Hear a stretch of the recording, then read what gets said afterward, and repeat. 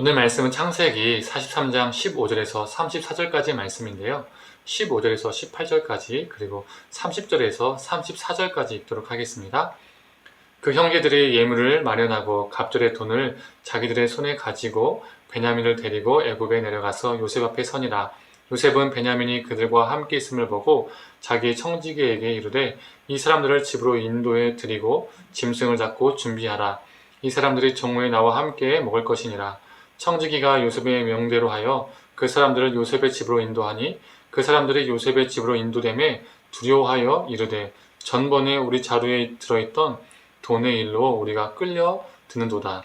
이는 우리를 억류하고 달려들어 우리를 잡아 노예로 삼고 우리의 나귀를 빼앗으려 함이로다 하고 요셉이 아우를 사랑하는 마음이 복받쳐 급히 울고 울 곳을 찾아 안방으로 들어가서 울고 얼굴을 씻고 나와서 그 정을 억제하고 음식을 차리라 하매 그들이 요셉에게 따로 차리고 그 형제들에게 따로 차리고 그와 함께 먹는 애굽 사람에게도 따로 차리니 애굽 사람은 히브리 사람과 같이 먹으면 부정을 입음이었더라. 그들이 요셉 앞에 앉되 그들이 나이에 따라 앉히게 되니 그들이 서로 이상히 여겼더라. 요셉이 자기 음식을 그들에게 주되 베냐민에게는 다른 사람보다 5배나 주매 그들이 마시며 요셉과 함께 즐거워하였더라. 아멘.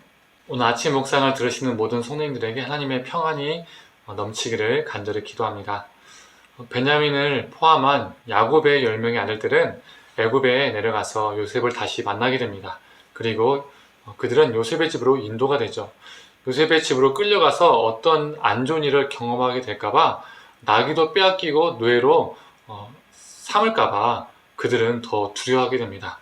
예전에 요셉이 형들의 자루 속에 숨겨놓은 돈, 그들의 입장에서는 어떻게 이것이 왔고 왜 왔는지 자신들의 자루에 들어있는지 그 돈에 대해서 아무것도 모릅니다. 그래서 그들은 어떻습니까? 요셉에게 이 말 저 말로 열심히 해명을 합니다. 안 그래도 정탐꾼, 간첩으로 오해받고 있는데 이제는 애굽의 총리의 돈까지 훔친 도둑으로 몰릴까봐 두려움에 떤 것이죠. 아마 그들은 좋으면 종, 최악이면 죽음이라고 생각을 했을 겁니다. 그런데 그들의 예상과 상황이 달랐습니다. 요셉은 형들을 나이 순서대로 다 앉히고 그들에게 음식을 대접하며 환대를 베풉니다. 우리는 이 이야기를 잘 알고 있어서 별 대수롭지 않게 받아들이곤 합니다. 그런데 이러한 상황은 쉽게 일어나기 힘든 상황이죠. 왜 그렇습니까? 요셉의 입장에서는 형들은 자신을 죽이려 했던 사람이었습니다. 자신을 죽이려고 모의했던 사람이었습니다. 죽이지는 않았으나 또 형들은 자신을 팔아 남겼고 그래서 자신은 타국에서 종으로 살게 되었고 또 종으로 살다가 누명을 쓰고 죄수로 살아야만 했습니다. 형들 때문에 자신의 젊은 시절에 그 모든 시간들이 몽땅 날아간 것이죠. 인생의 밑바닥을 살아야 했습니다. 형들이 아무리 못된 짓을 했어도 형제였기 때문에 같은 피부치였기 때문에 환대를 베풀었던 것일까요? 아니죠. 형들이 요셉에게 했던 행동들은 가족보다 더 못한 행동이었습니다. 가족이 가족보다 더 못한 행동을 자신에게 했기 때문에 어떻습니까? 그러면 더 실망할 수 있습니다. 더 상처받을 수 있습니다. 더 분노할 수 있습니다. 인간적으로만 본다면 형들은 가족이 아니라 원수라고 볼 수 있죠. 그리고 지금 요셉은 더 이상 종도 죄수도 아닙니다. 대제국의 총리가 되었죠. 그래서 자신의 힘으로 그들을 벌할 수 있었습니다. 자신이 겪은 고통을 그대로 아니 몇 배로 갚아줄 수 있는 자리에 오른 것이죠. 그러나 요셉은 자신의 힘을 복수에 쓰지 않고 사랑에 쓰고 있습니다. 우리는 너무 자주 듣고 익숙한 이야기여서 대수롭지 않게 이야기를 넘길 수 있지만 요셉은 아마도 엄청난 감정의 극복을, 상처와 경험의 극복을 해야만 했을 겁니다. 결코 쉬운 결단과 쉬운 행함이 아니었다는 것이죠. 요셉은 가족이니까 형들을 용서하고 환대하고 있는 것을 보여주는 것이 아니라 선을 악으로 이기는 모습을 우리에게 보여주고 있습니다. 사람은 악을 묵인하기도 하고 악에 타협하기도 하고 무력하게 악에게 지기도 합니다. 또 어떤 사람들은 악으로 또 다른 악을 이기려 하는 사람들도 있습니다. 그러나 우리 신앙인들은 선으로 악을 이기는 자들입니다.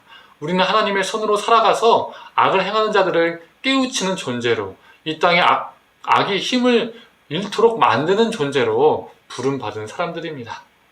요셉이 자신의 가진 권력을 통해서 악을 악으로 갚았다면 오늘 본문 34절의 기록처럼 12명의 온 형제들이 함께 즐거워하는 일은 결코 일어나지 않았을 겁니다. 하나님의 사람 요셉 때문에 그 자리는 두려움과 공포의 자리가 아니라 죽음의 자리가 아니라 즐거운 자리가 되었습니다. 함께 즐거워하다라고 말하고 있죠. 우리 신앙이 속하기만 하면 문제가 터지고 비리와 불법이 더 만연하게 되는 것이 아니라 더 악함이 더 악해지는 것이 아니라 우리 신앙인 때문에 세상이 이웃이 더 행복해지고 더 즐거워져야 하는 것이 아닐까요? 우리의 선으로, 우리의 사랑으로 이 땅의 악함을 잠재우고 사라지게 하고 이기는 그 존재로 살아가서 우리를 통해서 우리의 이웃과 이 세상이 조금 더 나은 세상으로, 즐거운 세상으로, 행복한 세상으로 변화되기를 간절히 원합니다. 함께 기도하겠습니다.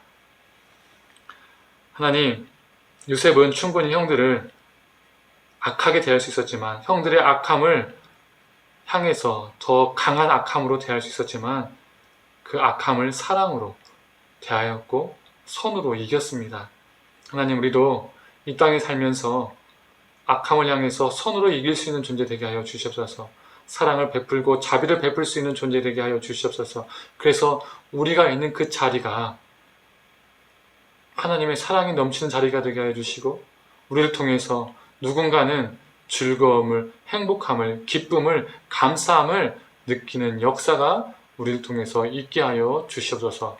모든 걸 감사드리며 사랑에 많으신 예수님의 이름으로 기도드립니다. 아멘.